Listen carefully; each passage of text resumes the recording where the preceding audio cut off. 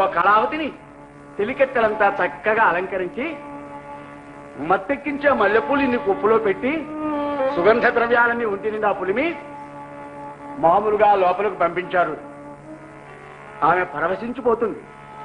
ఏమిటి తన ఆనందం అంటే తన భర్త ఎదురుగా వస్తాడని, తను కౌగులించుకుంటాడని, ముద్దుల వర్షంతో ముంచెత్తుతాడని, తీయని కబుర్లు చెబుతాడని, చక్కని సాహిత్యంతో తన ఆనంద డోలికల్లో ఊపుతాడని, తన హృదయాన్ని పరవశింపజేస్తాడని ఆనందిస్తోంది.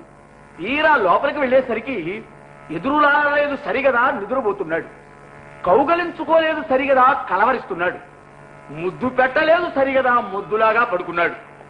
చాలా బాధ కలిగింది. ఏమిటి ఇలా పడుకున్నాడే?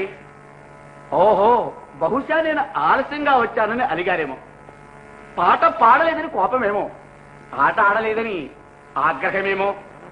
స్వామి, నా పాట, నా ఆట, నా సర్వస్వం మీ సొత్తేగా. లేవండి స్వామి, ఆలస్యంగా వచ్చానంటారా? మొదటి రోజు కదా, అందుకు కాస్త సిగ్గు. పాడమంటారా? పాడతానండి. మీరు ఆనందించేదానికంటే నా సంగీతానికి, నా నృత్యానికి, నా సాహిత్యానికి ఇంకా కావలసిందేమిటి స్వామి? మీకోసం పాడతాను అని చక్కని మధురంగా ఒక జావళి పాడింది.